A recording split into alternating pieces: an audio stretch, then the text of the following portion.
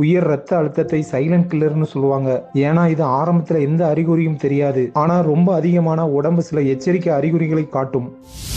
இரத்த அழுத்தம் மிகவும் அதிகரிக்கும் பொழுது இதயம் மற்றும் இரத்த நாளங்களுக்கு கூடுதல் அழுத்தம் ஏற்படும். அப்பொழுது உடல் காட்டும் முக்கிய அறிகுறிகள் இதோ. 1. குறிப்பாக காலையில் எழுந்தவுடன் தலையின் பின்புறத்தில் தாங்க முடியாத அளவுக்கு கடுமையான தலைவலி அடிக்கடி ஏற்படலாம்.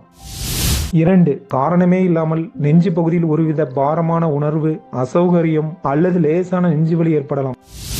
3. சின்ன வேலை செய்தால் கூட வழக்கத்தை விட அதிகமாக மூச்சு வாங்குதல் அல்லது மூச்சு திணறல் ஏற்படலாம்.